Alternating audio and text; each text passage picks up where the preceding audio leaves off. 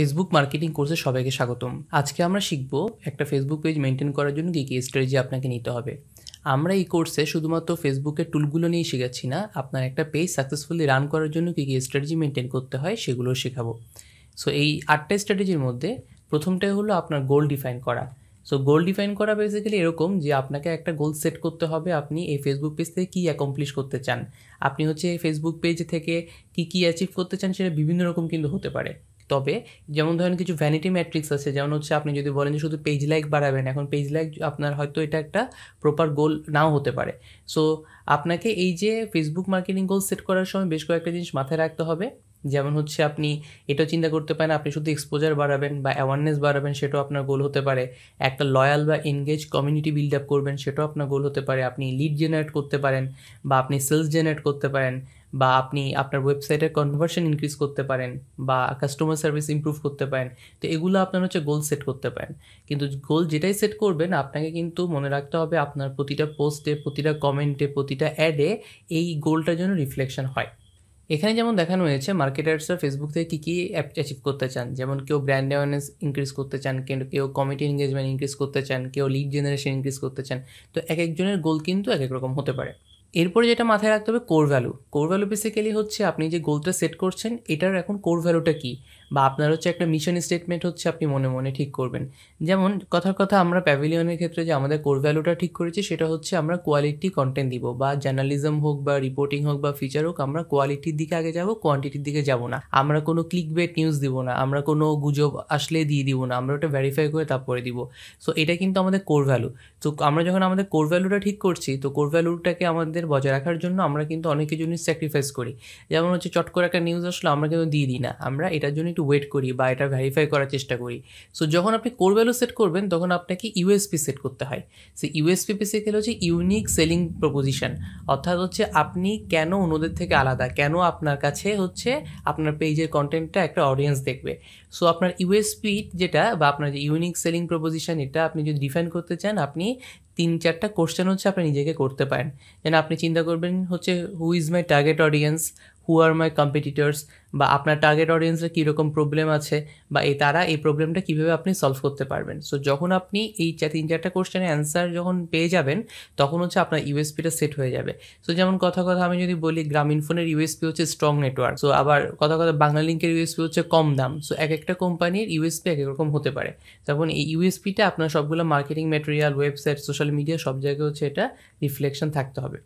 So USP যখন আপনার ঠিক হয়ে গেল তখন আপনি কিন্তু অটোমেটিক কম্পিটিটিভ অ্যাডভান্টেজটা পেয়ে যাবেন, যে আপনি আপনার কম্পিটিটর থেকে কোন জায়গায় এগিয়ে আছেন এবং কোনটা আপনি ডিফারেন্টলি দিচ্ছেন। অর্থাৎ আপনার মার্কেটে অনেক কম্পিটিটর থাকলে আপনি ঠিক করবেন আপনি কীভাবে স্ট্যান্ড আউট করবেন, বা এই ইউনিক সেলিং পয়েন্টটা কীভাবে আপনার কম্পিটিটিভ অ্যাডভান্টেজটাকে আরও পাকাপোক্ত করবে। এরপরে যে জায়গাটা সেটা হলো sort analysis. Sort analysis basically আপনার বিজনেসের স্ট্রেংথ, উইকনেস, অপরচুনিটি এবং থ্রেট, এই 4টা জিনিস আপনাকে অ্যাসেস করতে হবে। সো আপনার বিজনেস বা আপনার ফেসবুক পেজের এই সর্ট অ্যানালাইসিসটা করবেন। তো সর্ট অ্যানালাইসিস বেসিক্যালি এরকম যে আপনাকে ঠিক করতে হবে যে আপনি কিসে ভালো। সো আপনি কিসে ভালো ওইটাই আপনার স্ট্রেংথ, এবং আপনি কোনটা আপনি আরও ভালো করতে পারেন সেটা আপনার উইকনেস, বা কোনটা এখন একটু দুর্বল অবস্থায় আছে আপনার। আর অপরচুনিটি এবং থ্রেট এগুলো basically external factor. So external factor বলতে যে আপনার বিজনেস কী অপরচুনিটির দিকে যেতে পারে, বা থ্রেট কী এক্সটার্নাল ফ্যাক্টর আপনার বিজনেসটাকে থ্রেটে ফেলতে পারে, সেটা একটা সর্ট অ্যানালাইসিস হতে পারে। যেমন কথা এখানেও যদি আমি প্যাভিলিয়নের কথা বলি, আমাদের প্যাভিলিয়নের স্ট্রেংথ সবসময় কোয়ালিটি কন্টেন্ট, এটা আমাদের ভালো আমরা জানি। আবার উইকনেস কথা হ্যাঁ, লাইভ খেলা দেখাতে পারি না, অথবা হাইলাইটসগুলো দেখাতে পারি না কপিরাইটের জন্য, এগুলো লোকজন দেখতে চায়, তো এটা একটা উইকনেস হতে পারে আমাদের। আর অপরচুনিটির ক্ষেত্রে যেরকম হতে পারে যে আমরা এখন বাংলাতে আছি, আমরা চাইলে ইংলিশের ভার্সন একটা তো বের করতে পারি, সো এটা আমাদের কিন্তু একটা অপরচুনিটি। বা আমরা এই যে যারা হাইলাইটস দেখায় বা যারা লাইভ খেলা দেখে তাদের সাথে যদি কোনো পার্টনারশিপ করি, তা ওটাও কিন্তু আমরা অপরচুনিটিতে কনভার্ট করতে পারি। আবার থ্রেটের মধ্যে যেরকম হতে পারে যে যদি বাইরের যে বড় বড় স্পোর্টস মিডিয়াগুলো আসে তারা যদি বাংলাদেশে আসে, তখন আমরা কিন্তু একটা থ্রেটের মধ্যে পড়বো। থ্রেট বলতে বেসিক্যালি এরকম যে কোনটা আমাদেরকে নেগেটিভলি ইফেক্ট করতে পারে, বা আমাদের কিছু অডিয়েন্স ওখানে চলে যেতে পারে। সো এরকম করে আমি খুব সহজেই বললাম, কিন্তু আপনার বিজনেস কেসের উপর বেস করে বা আপনার বিজনেসের নেচারের উপর বেস করে সর্ট অ্যানালাইসিসটা করা অবশ্যই উচিত। এরপর আপনাকে অবশ্যই কেপিআই সেট করতে হবে। আমরা যে গোল সেট করলাম বা অবজেক্টিভ সেট করলাম ওগুলো বেসিক্যালি ওখানে কিছু আমরা মেজারেবল আমরা ইনফরমেশান নিচ্ছি, কিন্তু এগুলাকে আরও একটু ডিফাইন করতে হবে। সো ডিফাইন করাটাকে হচ্ছে আসলে কেপিআই। যেমন কথা আপনি যদি বলেন যে আপনি আপনার পোস্টে এনগেজমেন্ট বাড়াবেন, সো এনগেজমেন্ট বাড়ানো হয়তো আপনার অবজেক্টিভ, কিন্তু কেপিআইটা হবে যে হ্যাঁ আপনি আপনার প্রতিটা পোস্টে 500টা হচ্ছে এনগেজমেন্ট চাচ্ছেন। সো এটাই হচ্ছে কেপিআই সেট করা। সো কেপিআইটা হচ্ছে আপনি ডেইলি বেসিসে সেট করতে পারেন, এটা মান্থলি বেসিসে হতে পারে বা কোয়ার্টারলি বেসিসে হতে পারে, এটা শর্ট টার্ম কেপিআই হতে পারে, লং টার্ম কেপিআই হতে পারে, কিন্তু একটা কেপিআই অবশ্যই সেট করা উচিত। ওই কেপিআইটাকে আপনাকে এরপর আসলে চেস করতে হবে। আমাদের সেকেন্ড যে স্ট্র্যাটেজি সেটা হচ্ছে আপনার অডিয়েন্সকে ডিফাইন করা। অডিয়েন্স ডিফাইন করতে হলে আপনার অডিয়েন্স কার সেটা জানতে হবে, তাদের বয়স কেমন, তারা কোথায় থাকে, তারা কীরকম জব করে, তাদের হচ্ছে কী কী চ্যালেঞ্জ আছে, বা তারা হচ্ছে ফেসবুক কখন ইউজ করে বা কীভাবে ইউজ করে, এগুলো আপনাকে জানতে হবে। বা আপনার হচ্ছে এগুলো আরও যদি আপনি নিটিগিটিতে যেতে চান, যেমন হচ্ছে আপনার অডিয়েন্সের এইজ কেমন, জেন্ডার, এডুকেশান, লোকেশান, ল্যাঙ্গুয়েজ, বা তারা কোন কোন ফেসবুক কতক্ষণ ইউজ করে, বা তাদের পাস্ট পারচেজিং অ্যাক্টিভিটিগুলো কীরকম, এগুলো আপনাকে যদি আপনি যদি অ্যানালাইসিস করেন তখন কিন্তু আপনি আপনার অডিয়েন্সটাকে হচ্ছে বুঝতে পারবেন। এরপরে এই অডিয়েন্সটা যখন বুঝবেন তাদের হচ্ছে কাস্টমার বিহেভিয়ারটাও বুঝতে হবে, তারা আসলে কোথায় কোথায় কতক্ষণ টাইম দেয়, তারা ফেসবুকে যদি স্ক্রল করে তারা আসলে কী টাইপের পেজে যায়, কী টাইপের হচ্ছে গ্রুপে যায়, অথবা তারা ফেসবুকের বাইরে যখন সময় দেয় তখন আসলে তারা কী করে, তারা হচ্ছে ইউটিউবে যায় কি না, বা তারা ইউটিউবে গেলে কোন টাইপের কন্টেন্ট দেখে। তো এরকম বিহেভিয়ার অ্যানালাইসিস আপনাকে অবশ্যই করতে হবে, যদি বিশেষ করে আপনারা যদি ই কমার্স বা ফেসবুক প্ল্যাটফর্ম থেকে যদি কোনো কিছু বিক্রি করতে চান তখন এগুলো খুবই ইম্পর্ট্যান্ট। এবং কোন কোন টাচ পয়েন্ট তারা হচ্ছে কভার করে সেটাও জানতে হবে।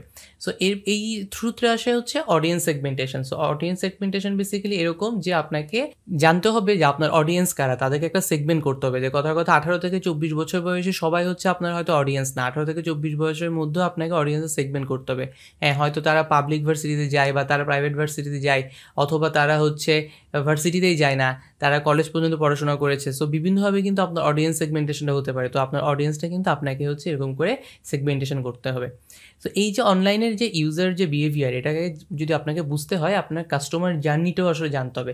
সো কাস্টমার জার্নিটা হয়তো একটু ভারী কিওয়ার্ড হতে পারে। তো বেসিক্যালি কাস্টমার জার্নি বলতে তারা আসলে কোন কোন টাচ পয়েন্টে কাভার করে। তো টাচ পয়েন্ট বলতে আসলে কী বোঝায়? টাচ পয়েন্ট বলতে হচ্ছে আপনার যে কাস্টমার বা আপনার পটেনশিয়াল কাস্টমার, তারা আসলে হচ্ছে কোন কোন পয়েন্টে একটা বিজনেসের সাথে কন্ট্যাক্টে যায়, তারা কোনো প্রোডাক্ট খুঁজতে হলে কোথায় সার্চ দেয়, বা তারা কোথায় হচ্ছে গিয়ে খুঁজে কোন ওয়েবসাইটে যায়, বা তারা কোনো নতুন কোনো ব্র্যান্ড বা বিজনেস দেখলে সেটা কীভাবে বুঝতে পারে, বা তারা পারচেজ ডিসিশনগুলো কীভাবে নেয়, অথবা তারা কোনো পারচেজ ডিসিশন নিয়ে ফেলার পর কীভাবে হচ্ছে আপনার হচ্ছে তারা আবার কোনো ব্র্যান্ডটা দেখতে পারে কিনা, এরকম হচ্ছে আপনাকে কাস্টমার জার্নিটা হচ্ছে ডিফাইন করতে হবে। সো কাস্টমার জার্নিটার জন্য আসলে যে রিলেভেন্ট যে টাচ পয়েন্টগুলো বলছি, টাচ পয়েন্টগুলো আসলে বিভিন্নভাবে আসলে হতে পারে, যেটা প্রিন্ট হতে পারে, সেটা সোশ্যাল হতে পারে, সেটা ওয়েবসাইট হতে পারে, ওয়েবিনার হতে পারে, অ্যাপ হতে পারে, ইমেল হতে পারে। তো বিভিন্নভাবে কিন্তু কাস্টমার জার্নিটাকে আপনাকে ম্যাপ করতে হবে, এবং এক একটা জার্নির ম্যাপে আপনাকে এক একভাবে হয়তো কমিউনিকেট করতে হবে। সো এই যে ম্যাপগুলো যখন আপনি কমিউনিকেট করে ফেলবেন, বা হচ্ছে যে এই যে ইউজার জার্নিটা যখন জেনে যাবেন, সাথে সাথে আপনাকে যেটা জানতে হবে আপনার কম্পিটিটররা আসলে কী করছে। তো কম্পিটিটরদের কিন্তু আপনাকে রিসার্চ করতে হবে। সো আপনি ধরেন কথা আপনার যে কিওয়ার্ডগুলো, আপনার হচ্ছে যে বিজনেসের যে কিওয়ার্ড, সেগুলো সার্চ দিলে হচ্ছে কোন কোন কম্পিটিটরের ওয়েবসাইট আসে সেগুলো হচ্ছে আপনাকে দেখতে হবে, এবং তারা কী কী পোস্ট দিচ্ছে, বা তারা ওয়েবসাইটে কী কী কন্টেন্ট দিচ্ছে, এগুলো আপনাকে রিসার্চ করতে হবে। একই সাথে আমরা আগে দেখিয়েছিলাম যে হচ্ছে প্রেস ট্রান্সপারেন্সির একটা ব্যাপার, ওখান থেকে যেমন অ্যাড দেখা যায়, অন্য ব্র্যান্ডগুলো কী কী অ্যাড দিচ্ছে, তো তারা কী কী টাইপের অ্যাড দিচ্ছে, তারা কী কী অফার দিচ্ছে, এরকম হচ্ছে আপনি তাদেরকে নিয়ে রিসার্চটা করতে পারেন। এছাড়া অনলাইনে আরও কিছু টুল আছে, সেগুলোর মাধ্যমে আপনি হচ্ছে এই কম্পিটিটরদেরকে অ্যানালাইসিস হচ্ছে করতে পারেন। থার্ড যে পয়েন্টটা সেটা হচ্ছে আপনার কন্টেন্ট প্ল্যান করতে হবে। সো কন্টেন্ট প্ল্যান বলতে প্রথমে আপনি ফেসবুকে যে পোস্টগুলো দিবেন সেটা ফ্রিকোয়েন্সি মেনটেন করতে হবে। সো ফ্রিকোয়েন্সি বলতে আমরা যেটা বোঝাচ্ছি যে আপনাকে রেগুলার বেসিসে পোস্ট দিতে হবে। সো রেগুলার বেসিসে পোস্ট দিলে আপনার যে ফ্যান বা অডিয়েন্স, তারা বুঝবে হচ্ছে আপনি অ্যাক্টিভ আছেন বা তাদেরকে নিয়ে কেয়ার করছেন। আপনি যদি কোনো একটা পেজে দিয়ে দিয়েছেন যে ওখানে 2 মাস আগের একটা পোস্ট আছে, আপনি সেই পেজে হয়তো কোনোদিন যাবে না, বা ওই ব্র্যান্ডের সাথে আপনার অ্যাসোসিয়েশনটা তৈরি হবে না। সো রেগুলার বেসিসে পোস্ট দেওয়া হচ্ছে একটা আপনার খুবই ইম্পর্ট্যান্ট একটা জিনিস। সো এই যে রেগুলার বেসিসে পোস্ট দেওয়ার জন্য আপনি মাঝে মাঝে পোস্ট শিডিউলিংও করা লাগতে পারে। যে লাইক হচ্ছে আপনি হয়তো 1 সপ্তাহের পোস্ট বানাচ্ছেন, সেই 1 সপ্তাহের পোস্টটা হচ্ছে আপনি 1 দিনে বানিয়ে বা 2 দিনে বানিয়ে আপনি সারা সপ্তাহের জন্য এটা কিন্তু শিডিউল করে দিতে পারেন। ফেসবুকে অলরেডি আমরা দেখিয়েছি যে কীভাবে পোস্টগুলো শিডিউল করা যায়। সো এই শিডিউলের যে পোস্টগুলো সেগুলো হচ্ছে যে ওই সময় হচ্ছে পোস্ট হয়ে যাবে। সো এইভাবে পোস্ট শিডিউলগুলো করে আপনি 1 সপ্তাহের জন্য যদি পোস্ট করে রাখেন একদিনে, তো দেখা যাবে যে কিন্তু এই ফ্রিকোয়েন্সি যে কন্টেন্ট একটু আগে আমরা বলছিলাম সেটা কিন্তু তার তখন মেনটেন হয়ে যাবে। সো এরপর আরেকটা জিনিস যেটা জানতে হবে যে আপনার আইডিয়াল টাইম কখন পোস্টিংয়ে। হ্যাঁ, এটা হচ্ছে মানে ডেফিনিট করে কোনো কিছু বলা যায় না, এক একটা বিজনেসের নেচারের উপর ডিপেন্ড করে কিন্তু এক একটা আইডিয়াল টাইম হতে পারে। নিউজ প্ল্যাটফর্মের জন্য হয়তো সকাল 7টা থেকে 9টা এই সময় নিউজ কনজাম্পশন বেশি, ওই সময় হচ্ছে আপনার কন্টেন্টগুলো বেশি দেখতে পারে। আবার জেনারেলি যেগুলো একটু লং টাইপের কন্টেন্ট, যে লং ভিডিও, এগুলোর জন্য আমরা যেটা দেখি যে বৃহস্পতিবার রাতে হচ্ছে এই টাইপের কন্টেন্টগুলো কনজাম্পশন বেশি হয়, অথবা শুক্রবার দিন দুপুরের পর এই টাইপের কনজাম্পশনগুলো বেশি হয় এই টাইপের বড় কন্টেন্টগুলোর ক্ষেত্রে। সো বেসিক্যালি আবার 8টা থেকে 10টা যে কোনো দিন উইকডেজে হচ্ছে আপনার পিক টাইম থাকে।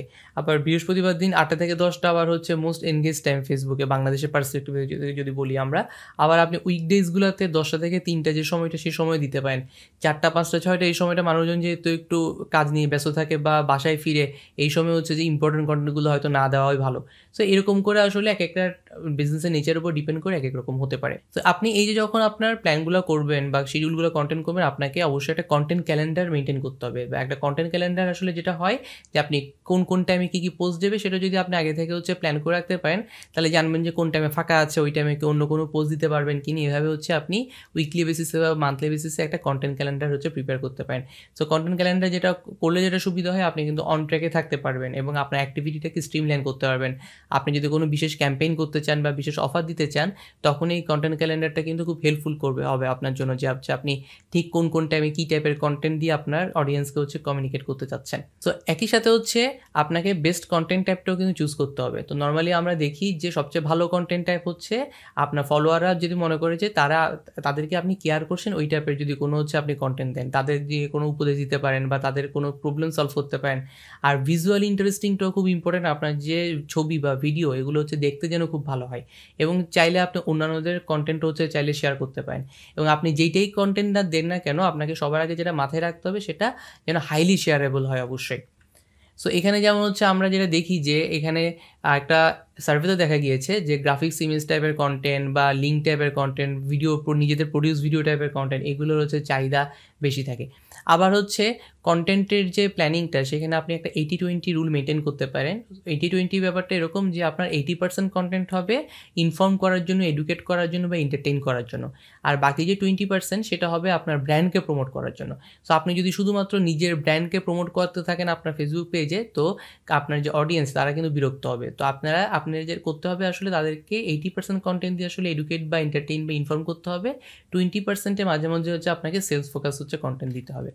আবার আপনি রুল অফ থার্ড এটাও মেনটেন করতে পারেন। রুল অফ থার্ড কি, সোশ্যাল মিডিয়াতে আপনার 1/3 কন্টেন্ট হবে হচ্ছে আইডিয়া বা স্টোরি শেয়ার করার জন্য, 1/3 কন্টেন্ট হবে আপনার ফলোয়ারদের সাথে পার্সোনাল ইন্টারাকশন বাড়ানোর জন্য, আর যে বাকি যে 1/3 সেটা হচ্ছে আপনার বিজনেসকে প্রমোট করার জন্য। তো আপনি এভাবে হচ্ছে আপনার কন্টেন্টটা হচ্ছে মিক্স করতে পারেন। সো যখন আপনার কন্টেন্টটা মিক্স করা হয়ে গেল বা হচ্ছে আপনি কন্টেন্টটা প্ল্যান করলেন, এরপর আপনার ফেসবুক পেজটাকে অপটিমাইজ করতে হবে। অপটিমাইজ নিয়ে আমরা অলরেডি বলেছি, আপনার ফেসবুক পেজটা একটু প্রপারলি সেট করতে হবে। তো সেট বলতে হচ্ছে আপনার প্রোফাইল পিকচার, কভার ফটো এগুলো দিতে হবে, অ্যাবাউট সেকশনগুলো আপ টু ডেট দিতে হবে, অন্যান্য যে বেসিক সেটিংস আছে সেগুলো হচ্ছে আপনাকে মেনটেন করতে হবে। এরপরে আপনাকে অবশ্যই যেটা করতে হবে, আপনার ফেসবুক পেজটা আপনার বিভিন্ন যে মার্কেটিং ম্যাটেরিয়াল সেখানের সাথে লিঙ্ক আপ করতে হবে। আপনার যদি ওয়েবসাইট থাকে বা হচ্ছে অন্য কোনো চ্যানেল, সোশ্যাল মিডিয়া চ্যানেল থাকে, সেখানের সাথে হচ্ছে আপনি কানেক্ট করে দিবেন। আপনার ইমেল সিগনেচার বা নিউজ লেটার বা অন্য যে কোনো জায়গায় হচ্ছে আপনার ফেসবুক পেজটাকে প্রমোট করার হচ্ছে আপনি ট্রাই করবেন। সো এরপর অবশ্যই যে কাজটা করতে হবে, আপনাকে অডিয়েন্সের সাথে এনগেজ করতে হবে। সো অডিয়েন্সের সাথে এনগেজ করা মানে হচ্ছে তারা যে কমেন্ট করে বা ইনবক্স করে সেগুলো প্রপারলি রিপ্লাই দিতে হবে, বা তাদের কাছ থেকে ফিডব্যাক চাইতে হবে, তাদেরকে সাজেশন দিতে হবে। সো মোট কথা হলো যে আপনাকে এনগেজ করতে হবে, এনগেজ হতে হবে আপনার অডিয়েন্সের সাথে প্রোঅ্যাক্টিভলি, যে আপনি নিজে থেকে আগে থেকে বলতে হবে যে আপনারা ফিডব্যাক দেন, সাজেশন দেন, তখন কিন্তু তারা একটা আপনার সাথে কানেক্টেড ফিল করবে। এছাড়া কিছু এসেনশিয়াল ফেসবুক টুলস আছে, সেগুলো হচ্ছে আপনারা অবশ্যই ইউজ করতে হবে। এটাও হচ্ছে আমাদের 6 নম্বর স্ট্র্যাটেজি। যেমন হচ্ছে আপনি ফেসবুক গ্রুপটা অবশ্যই ইউজ করবেন। এটা ফেসবুক গ্রুপ হচ্ছে রিসেন্ট অ্যালগোরিদমে এটা অন্য যে কোনো পোস্টের থেকে এটা আগে আসে, তো ফেসবুক গ্রুপটা ইউজ করবেন। ফেসবুক লাইভটা এখন পপুলার, এটা বুঝে শুনে হচ্ছে ইউজ করতে হবে, আপনার অডিয়েন্সকে যেন এটা একটা ভ্যালু দেয়। তারপর হচ্ছে কিছু বিভিন্ন ফেসবুক ইভেন্ট করতে পারেন। তো এছাড়া ফেসবুক বিজনেস ম্যানেজার আছে, এটা নিয়ে আমরা পরে হয়তো একটু ডিটেলস শিখবো, কিন্তু আমি ছোটো কথায় বলি, এটা বেসিক্যালি আপনার যদি অনেকগুলো ফেসবুক পেজ থাকে, ফেসবুক পেজে অনেকগুলো অ্যাড অ্যাকাউন্ট থাকে, এগুলো একটা সেন্ট্রাল জায়গা থেকে হচ্ছে ম্যানেজ করতে সুবিধা হয় বা কন্টেন্টের শিডিউলগুলো করতে সুবিধা হয়। এছাড়া ফেসবুক পিক্সেল, এটা বেসিক্যালি রিমার্কেটিংয়ের জন্য ইউজ করি আমরা, সো এটাও নিয়ে আমরা হয়তো পরে সামনে শিখবো। সো ফেসবুক পিক্সেল হচ্ছে আপনার যে অবস্থা বুঝে আপনি ইউজ করতে পারেন। এরপরে আপনার হচ্ছে যখন ফেসবুক পেজের যে মানে অর্গানিক রিচের সাথে সাথে আপনি হচ্ছে পেইড প্রমোশনও করতে পারেন। সো পেইড প্রমোশন কেন করবেন? প্রথম কথা হচ্ছে যে অর্গানিক রিচ কিন্তু অনেক কমে গিয়েছে। এখন ফেসবুকে। সো এটার মেজর দুইটা রিজন আছে। একটা হলো যে এখন কিন্তু প্রচুর কন্টেন্ট ফেসবুক ফিডে, সবাই কন্টেন্ট দিচ্ছে। তো এত কন্টেন্ট তো সব ফেসবুকে চাইলেও আপনার ফিডে একসাথে সবাইকে দেখাতে পারবে না। সো আমরা দেখি যে প্রায় প্রতিদিন বা প্রতি মাসে যদি বলি প্রায় 30 বিলিয়ন 40 বিলিয়ন হচ্ছে কন্টেন্ট প্রডিউস হচ্ছে। তো এত কন্টেন্ট আপনার ফেসবুক পেজে তো সবসময় দেখাতে পারবে না। সো স্বাভাবিকভাবে হচ্ছে আপনার পেজের অর্গানিক রিচটা তারা কমিয়ে দিচ্ছে। আরেকটা যেটা হলো যে ফেসবুক এখন যেটা চাচ্ছে যে মোস্ট রিলেভেন্ট কন্টেন্টের থেকে এনগেজিং কন্টেন্ট হচ্ছে বেশি দেওয়া। তো এখন তারা এনগেজিং কন্টেন্ট বলতে তারা যেটা বোঝাচ্ছে যে আপনার ফেসবুক ফ্রেন্ডের সাথে বা ফেসবুক গ্রুপের সাথে ইন্টারাকশনটাকে তারা প্রায়োরিটি দিচ্ছে। তো ফেসবুক পেজের রিচ সেই জন্য কমে যাচ্ছে। তো এখন কতটুকু কমে গেছে, অনেক কমে গিয়েছে। যেমন হচ্ছে আপনার যে 10,000-এর কম ফলোয়ার থাকে আপনার পেজে, আপনার হয়তো অর্গানিক রিচ 8-9% বা 10%-এর কাছাকাছি থাকে। কিন্তু যদি আপনার ফলোয়ার যদি 10,000-এর বেশি হয়ে যায় তারা কিন্তু আরও কমিয়ে দেয়, এটা 3% বা 4% হচ্ছে করে দেয়। কারণ তারা যেটা চায় যে আপনি ফেসবুক অ্যাড যেন ইউজ করেন। সো আপনার এই রিচটা আপনি হচ্ছে ফেসবুক অ্যাডের মাধ্যমে হচ্ছে বাড়াতে পারেন। তো ফেসবুক অ্যাডের বেনিফিটটা কি? তো বেনিফিটটা হচ্ছে আপনি স্পেসিফিক বা আপনার টার্গেটেড অডিয়েন্সের কাছে রিচ করতে পারবেন। এটা আপনি আপনার ব্র্যান্ড অ্যাওয়ারনেস ক্রিয়েট করার জন্য বা আপনার যদি কোনো অ্যাপ থাকে সেটি ইনস্টল করার জন্য বিভিন্ন পারপাস ইউজ করতে পারেন। ফেসবুক অ্যাডে নর্মালি হচ্ছে 9% বা 10%-এর মতো একটা ক্লিক রেট থাকে। সো আপনার ফেসবুক অ্যাডের স্ট্র্যাটেজিটাও কিন্তু ওইভাবে আপনাকে ডিটারমাইন করতে হবে। আপনাকে রিলেভেন্ট কন্টেন্ট দিতে হবে বা কস্ট ইফেক্টিভ হচ্ছে আপনাকে ফেসবুক অ্যাডটা সাজাইতে হবে। সো এখানে আবার চিন্তা করতে হবে যে আপনার যেন ইউজলেস ক্লিক যেন না হয়, আপনার ক্লিকটা যেন ডিফাইন হয়। এই জন্য হচ্ছে আপনাকে ওইভাবে প্রপারলি স্টাডি সেট করতে হবে। সো ফেসবুক অ্যাড নিয়ে হচ্ছে আমরা সামনে শিখবো। সো ফেসবুক অ্যাডটা হচ্ছে আপনাকে প্রপারলি হচ্ছে জানতে হবে। কিছু হচ্ছে আপনাকে কোর ম্যাট্রিক্স সেট করতে হবে। যেমন আপনি যদি আগে থেকে ঠিক করেন যে আপনার ক্লিক থ্রু রেটটা কত হবে, আপনার ইমপ্রেশন কত হবে বা কস্ট টু অ্যাকোয়ার কত, এগুলো আগে থেকে যদি আপনার মাথায় থাকে সো ওইভাবে কিন্তু আপনি অ্যাড স্ট্র্যাটেজি সেট করতে পারবেন। সো এখনই ঘাবড়ানোর কিছু নেই, এটা নিয়ে আমরা সামনে লেসনগুলোতে হয়তো শিখবো। তো তখন আমরা এগুলো নিয়ে একটু ভালো জানতে পারবো। একই সাথে হচ্ছে আপনার ফেসবুক যে পেইড প্রমোশন করবেন এখানেও কিন্তু আপনাকে অডিয়েন্সটা প্রপারলি সেগমেন্ট করতে হবে। আপনি সবার কাছে কিন্তু ফেসবুক অ্যাড প্রমোট করতে পারবেন না। আপনাকে স্পেসিফিক অডিয়েন্স ধরে তাদের হচ্ছে লাইক বা ডিসলাইক কী, তাদের ইন্টারেস্ট কী, বিহেভিয়ার কী, তাদের বয়স কত, লোকেশান কী, এগুলো বুঝে শুনে কিন্তু আপনাকে অডিয়েন্স সেগমেন্ট করে আপনাকে হচ্ছে আপনার অ্যাডটা চালাতে হবে। আমাদের স্ট্র্যাটেজি লাস্টটা হলো যে আপনার পেজ পারফরমেন্স ইভ্যালুয়েট করতে হবে। আপনি এই যে প্রথমে যেটা বলেছিলাম, আপনি যে কেপিআইগুলো সেট করবেন, উইকলি কেপিআই হতে পারে, ডেইলি কেপিআই হতে পারে, মান্থলি বা কোয়ার্টারলি কেপিআই হতে পারে। তো এই কেপিআইগুলোকে আপনাকে কিন্তু ট্র্যাকও করতে হবে যে আপনি কি ওদিকে আপনার কেপিআইগুলো হচ্ছে মিট করতে পারছেন কিনা। যদি মিট করতে পারেন তো ভালো, এটা আরও ইমপ্রুভ করা যায় কীভাবে চিন্তা করবেন। যদি মিট করা না যায়, কেন মিট করতে পারছেন না, সেগুলোকে আপনাকে আরও ডিফাইন করতে হবে। আপনার হচ্ছে যে স্ট্র্যাটেজি বা ট্যাকটিক্সগুলো নিয়েছেন সেগুলো কীভাবে কাজ করছে সেগুলো একটু দেখতে হবে। এবং কম্পিটিটরদের সাথে অ্যানালাইসিস করবেন যে আপনার কম্পিটিটরটা কেমন করছে, এটাও কিন্তু খুব ইম্পর্টেন্ট। এবং হচ্ছে ফেসবুকেরও কিছু টুল আছে, ফেসবুক ইনসাইটস, এই টুলটা দিয়ে হচ্ছে আপনার পেজ পারফরমেন্স অবশ্যই দেখতে পারবেন। এখান থেকে আপনার পেজে হচ্ছে লাইক কেমন হচ্ছে, রিচ কেমন হচ্ছে, এনগেজমেন্ট কেমন হচ্ছে, কোন টাইপের পোস্টগুলো হচ্ছে ভালো করছে, কোনগুলো ভালো করছে না, কোন সময় আপনার পোস্ট দিলে এগুলো ভালো করছে বা করছে না। তো এগুলো সবগুলো হচ্ছে আপনি জানতে পারবেন। সো এগুলোই বেসিক্যালি ছিল আমাদের একটা ফেসবুক পেজ মেনটেন করার জন্য স্ট্র্যাটেজি। এইসব স্ট্র্যাটেজি মেনটেন করলে আপনার ফেসবুক পেজটাকে আপনি একটা ভালো একটা প্ল্যাটফর্ম হিসেবে দাঁড় করাতে পারবেন। সো ফেসবুক পেজ নিয়ে এটুকুই। Happy learning.